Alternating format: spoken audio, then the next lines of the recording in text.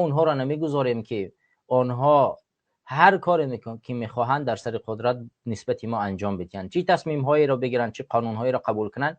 ما اینها را نخواهیم گذاشت. چون انقلاب فکری اجازت میدهد که انسان بیداری سیاسی داشته باشد و در روند این بیداری سیاسی نگذارد که هر قانون قبول کرده می شود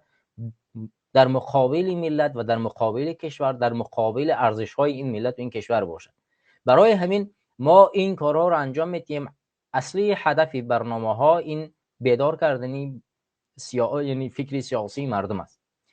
و بر اساس همین ما برنامه های خیلی زیاده داریم و باز هم برنامه ها را بیشتر و بیشتر میکنیم تا این فکر را در تفکر مردم جای کنیم. اگر این تفکر را مردم برداشت کردن گرفتن، مطمئن باشید که هر انقلابی شد آینده خوبی برای ملت ما و کشور ما در انتظار است. و در غیر صورت شما تصور کنید که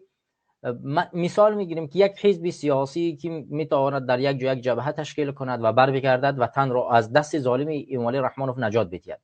و اون حزب سیاسی یا اینکه جریان سیاسی که موجود است از جانب خارجی ها و یا که هر یک روند منفعت دار چیکار میکند؟ سرمایه گذاری میشود. وقتی قدرت را به دست میگیرد، اون قدرت را توسط مردم به دست نگرفته است، اون قدرت را توسط همون روندی که براش کمک رسانده است و توسط